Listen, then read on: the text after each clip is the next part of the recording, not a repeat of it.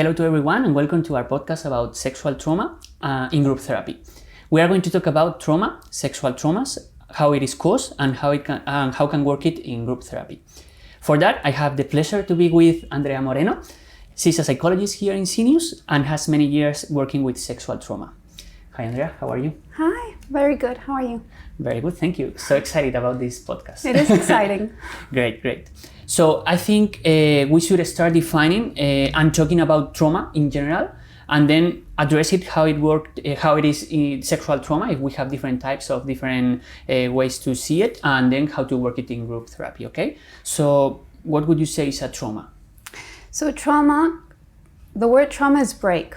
So the same way that in physical health, when we talk about trauma is breaking an arm, when we talk in psychology about trauma, is something that causes a break in our life. So there's a before and an after. So something happens and I have to construct my belief in myself and the world from that point on. Okay, and why that happened? Why do we have traumas? Why do we have those breaks? I'm going to make it very simple. If it doesn't work, let me know, okay? Okay. So it's just a matter of how our brain works. So in the moment that I live an experience and there is an overload of emotions, the memory isn't processed correctly, okay? So it's like fragmented in a brain. So that causes that is still active in us and acting in different ways throughout our life, even though the actual thing has already passed. Does that make sense? Completely, yeah. I think that make it very clear to see and to understand it. And can we have a trauma and don't be aware that we have it? Is that possible? It is possible that we're having difficulties in life, we're having complications, we're having symptoms, and we don't make that connection between what I'm living now, that it has something to do with what I lived in my past. So maybe I know that I have trouble with people, I'm drinking too much, or I'm isolating, but I'm not aware that is because throughout my childhood, my dad beat me, for example. Okay, I see. So maybe you don't make that connection, exactly, but it is there at some point. It is there. And I think it's also important to know that we can go through something that is traumatic per se and not have a trauma. And not have PTSD, not have symptoms. Okay. So it's never about the event, it's about how our brain processed it. Okay, how we see it or how we see what happened to us, right? Exactly, and it can be something that happened to us or something that we saw happen to others. That we see that happen to others. Exactly, so maybe nothing happened to me, but I saw how my dad raped my mom. Oh, wow, that is traumatic. Or I see a car accident. For example, yes, that can be traumatic. Wow, that's interesting because I didn't knew that could be a trauma or that could cause a trauma. Yeah, and sometimes it's very important to not have a bias about what events cause trauma because I've seen something that would be obvious for it to cause a trauma for the person to be completely functional and things that are smaller that we would perceive of that isn't that important causing trauma afterwards. Okay. PTSD and a lot of symptoms. Interesting. Yeah. And how can you as a psychologist detect that someone could have suffered trauma? That is in the assessment that we do at the beginning. We usually go a little bit backward. We see what their life has been through.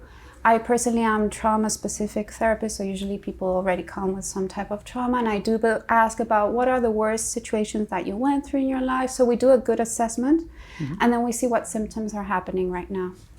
Okay. And with the symptoms, we do those connections and see if that could be happening or not. Okay, interesting. And regarding sexual trauma, what would be a sexual trauma?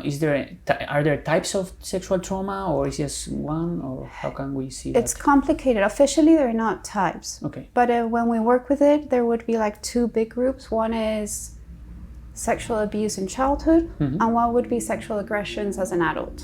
Okay. Those would be like the two big ones. And then we've got sexual aggressions within a relationship, within a family member or someone that is close to us, or an assault that happens in the street with someone that I don't know. Okay. Important, these are the rarest. The normal thing with sexual trauma is someone that I trust. Someone that you family member, friends, teachers, people that you do trust. That's the common thing. Okay. Which I think it's important to understand because people believe that it's somebody in the street will attack me. And that happens, but it's an exception. Okay. It's usually, you're not dumb for having trusted someone. Okay. It's just how it works. Okay.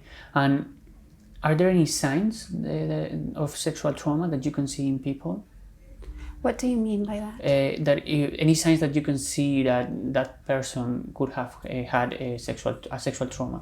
No. Not. No, think of it. There are symptoms that usually come along with sexual trauma, but it doesn't mean necessarily that there is sexual trauma. So I'd rather we don't go into that, because somebody can start thinking, oh, maybe I had sexual trauma, and probably you didn't. Okay, so that's important to know, that you don't have to focus on the signs, that it depends on the person and the... Exactly, and if you think, you go to a professional, but if you're having in your sexual activity now problems, it can come from so many places that it doesn't make a lot of sense thinking that it comes from that and fixating in that idea. Okay, perfect. So now let's talk about how can we work a sexual trauma in a group therapy. So let's start from the beginning again. What is a group therapy?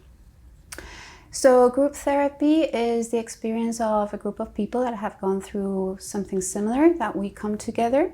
This is professionally led, so I lead the group, and each session is going to have a specific topic that we talk about. Okay. There are different types of group therapy, but this one is trauma informed. Okay. And in what does it consist, this kind of group therapy? So this, for starters, this group is conceived from the perspective that everybody within the group is already going to be going through independent therapy on their own. Okay.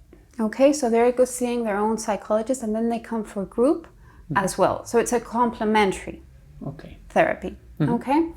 The idea in this group is we don't talk about the past or what happened. It's recovery centered. So what we do is we talk about what is to be expected while we're in this journey of healing. Okay. The beauty of this group is you join with people that are going through something very similar. And one of the horrible experiences with trauma is this feeling of, I am alone, only this happened to me, I am dirty, this is gross, and I'm completely isolated from the world, and I'll never be the same again. When you start seeing that this happens to other people, and you start having that empathy and love for others, that also turns towards you. And it's a beautiful experience of healing that they do on themselves. I just guide. Okay. So the group therapy provides you or allows you to do something or to achieve something that you cannot do only with the individual therapy, right? Exactly. That sense of community, for me, is essential a lot of time. Okay.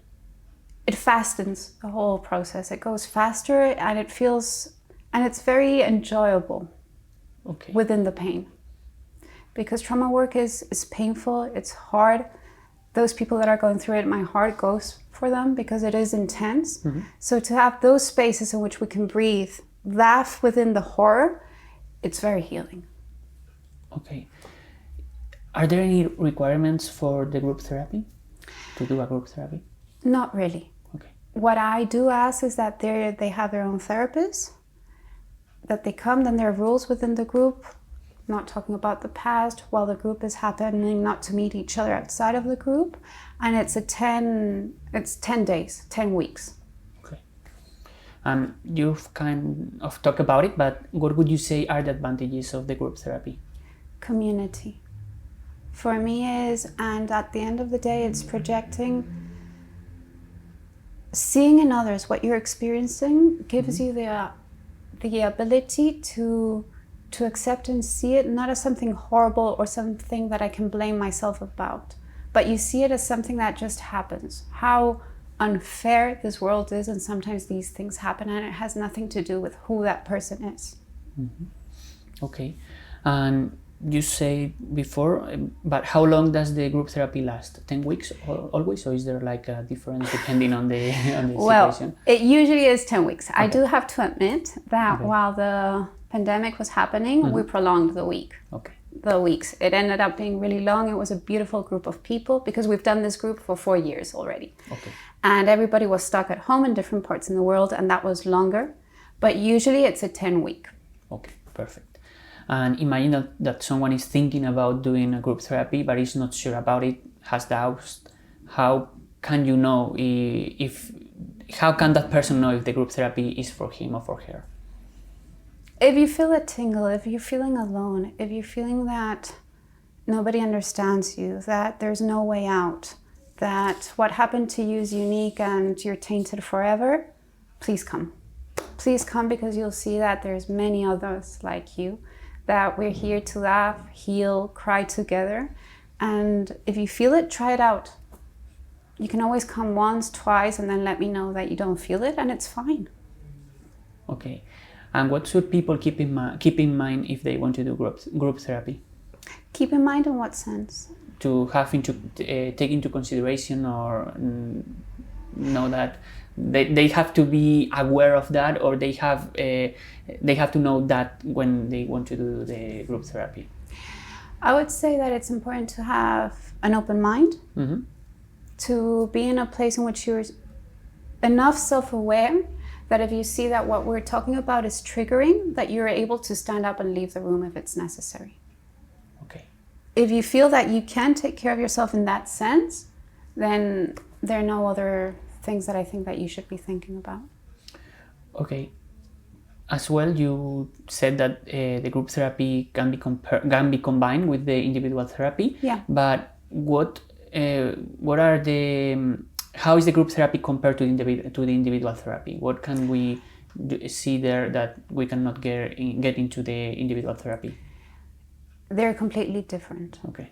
Okay, I'm going to explain a little bit. Individual therapy is focused on reprocessing my past experiences. Mm-hmm. Okay, so it's going to be very focused on what happened, doing either exposure therapy, EMDR, doing something that is very focused on the event per se. This group therapy is focused on the future, on recovery. It's focused on what are the usual things that you're going to feel, you're going to see. How am I going to relate again with people? Mm-hmm. So we don't talk about past or what happened. We focus on recovery. Okay, perfect. And to finish, when we were organizing this podcast and talking about how are we going to focus it, you told me that trauma is beautiful. And I think that can be a little bit shocking for someone, but I'm sure I kind of understand what you mean behind those words, but I would like you to explain us why or how trauma can be beautiful, because I think it can have a very good meaning. Yeah. Working with trauma is hard. Okay, and we need to focus on the beauty of it in the sense of we're going to see the best and the worst in human nature. And seeing the best of it is what makes it beautiful. Seeing how healing happens, seeing how somebody that has been so hurt, so scared, so alone starts to go out, starts to create a group, forgets about a session even. They start to have a life and they start to fly. There's a beauty to that I can explain. Same as with the group, usually the first 3 sessions I have to be talking a lot, I need to be very involved, and then at the end you see how they're healing each other. It has nothing to do with me, and just it's an honor for people to allow me to be there in the process because it's beautiful. I think that's a very important and good way to see it, because it's what you say, we cannot do nothing, we cannot do anything what has happened to us, but we can change the way we see it. Yeah. And see the beauty in that is amazing. And as a professional, in the end, you have to focus on the beauty. If not, you can't help others. If you just think about how unfair and all these horrible things that we hear about, they happen. We need to accept that this world is unfair, chaotic, and bad things will happen. But what we do with them, that's the control, that's the power, and that's the beauty that relies in life, really, and in our own growth. Okay, and would you like to say something before we finish about all this? Oof. Just send a message of love to anyone that is going through this. We know how hard it is, how alone you're feeling, how out of control you are, but you can get better. You really can, and it's just one day at a time. And if you're feeling alone, please join the group. Please do it, because I think that it can make a huge difference. Okay, thank you very much, Andrea. Thank you, Alvaro. It was a pleasure to talk with you about this, and hope this can help a lot of people. And if they are going through this, they know that we have this group therapy that they can join whenever they want and if they feel like. Yeah, and if there are any questions, we're open to answering any questions. And yeah, I'm here. It's easy to find me. Great. Thank you very much. Thank you.